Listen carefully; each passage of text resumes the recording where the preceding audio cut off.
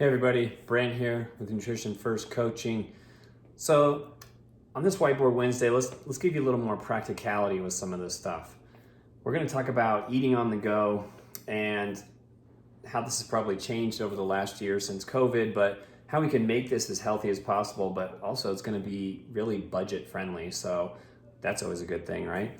Let's skip the drive-thrus. That's the first thing I should put in there. And this all comes down to our keystone habit of planning and preparing. But the first thing we're going to talk about here is planning for the what if. So you got the whole week laid out. You've done a bunch of prepping. You have some baggies with veggies in there, and maybe you got some rolled up lunch meat, and you got some things measured out. They're already in their containers. Your calorie budgets are pretty much set for those days. It's really about execution at that point, but you forgot your food, or all of a sudden your kid's sick and you got to go pick them up from somewhere, or something changes with your schedule at work or your appointments. That's where the what if kind of comes in. So you can have the best laid plans, but all of a sudden you don't have anything for lunch, you have a meeting in 30 minutes and you need something quickly. Probably the first go-to is going to be fast food, right? Well, let's try to think a little differently. So if you go to the grocery store, now we have what we call grocery store fast food. The nice thing about this is we're going to think perimeter of the store, but we're also going to think protein first. Then we're going to go to our veggie sources. Now if we get the bulk of our meal from those two, we can add a little fat for flavoring. You're having a great meal. Even if you don't know exactly how much you're getting of those things, you can kind of eyeball it and you can be pretty close to that amount that you're shooting for if you're on a macro plan and you're trying to budget those different macros in your overall calories. So the best way to think about this with the protein first is rotisserie chickens, lunch meat. You can even get some custom sushi there, so you can get just some sashimi style fish, and you can really get a good protein source. And we talked about saving a little bit of money in this aspect. You get a rotisserie chicken for $4 or $5. You're going to eat off that chicken for 2, maybe 3 meals, probably minimum. You can get some relatively inexpensive sushi. You can watch them prepare it there because you're custom ordering it. Then you can go to lunch meat. There you can get even the prepackaged stuff if you're really struggling for time. But you can also go to the deli and have them slice some meats for you. Then you can get the exact amounts there, and you can kind of know how much you want. You could even tell them like, hey, can you put it in 3 separate baggies? I want them to be 6 ounces each. Now it's pretty easy to dial that in and know what macros you're getting. Veggies, man, this one's gotten really easy. So pre-washed salads are there, pre-cut up vegetables. Head right into the produce section and you're gonna find all kinds of stuff in there that's already put together veggie sources for you. Worst case scenario with those, you buy a prepackaged salad. It's even got a dressing in there. You can use a little bit of that as your fat for flavoring. You can go get a piece of fruit, get some lunch meat. You're in and out of the store in 6 minutes, maybe tops, depending on how quick you can check out. But if you can get some of the bigger pre-washed greens, like I like the big spinach one. There's even some mixed green ones you can get. You can get some of the different cut up. I think there's one that's like a broccoli carrot kind of combination. It's all shredded. You can get that stuff. You can use that for a little more crunch in the salad.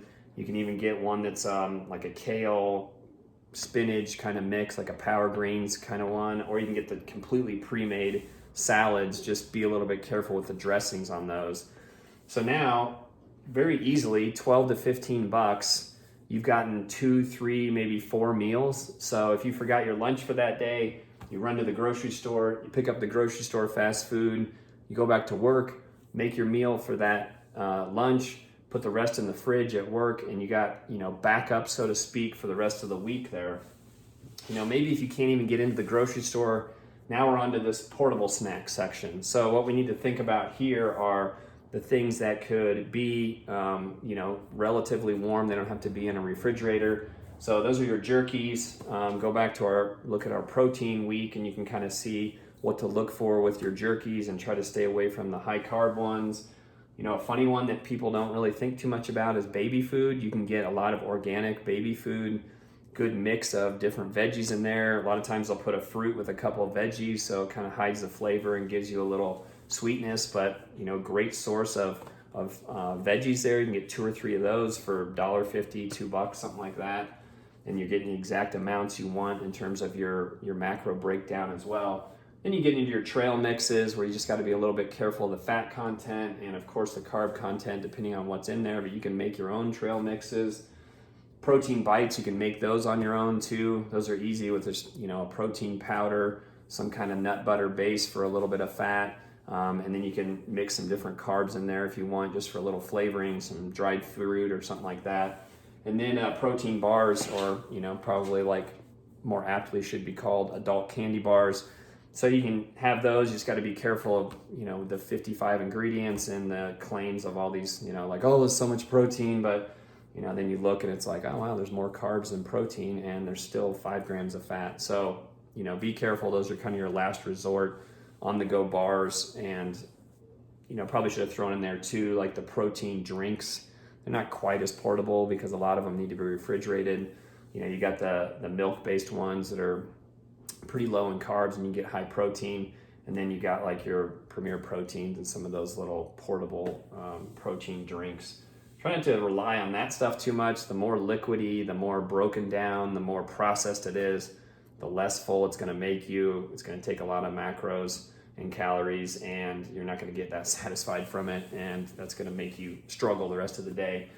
The last thing I throw in about this eating on the go goes back to that efficiency standpoint. When you cook, modulated cooking, prepare things in bulk, prepare multiple things at once, chicken going in the pressure cooker, grounding some beef on the stove, chopping up a bunch of veggies, putting them in baggies, chopping up some other root veggies. You got a little mix of some sweet potatoes, rutabaga, maybe throw some onions in there and some squash. You chop them up small, mix them all in with olive oil, salt and pepper, a couple baking sheets full of that stuff. Now you got tons of veggie variety. You've got your pre-washed salads and all your greens to go with it. I mean, you can put together various types of meals. You can start to piece together different meals with the different proteins, and then you got the different veggie varieties in there. All it takes is a little bit of different flavoring with some different fats, or even just no calorie flavoring with just different spices, and you mix all that stuff in there. So you can make tons of different meals with that. The point too is it doesn't have to be that complicated. Protein, veggie, starchy carb if you want it, and a little bit of fat for flavoring. You can put together some great meals and get a lot of variety with that. So I hope this helps, gives you something to think about, maybe put it into a little bit of practice as we start opening the world back up and things start getting busier. And I hope you have a great week. Like and subscribe to our YouTube channel.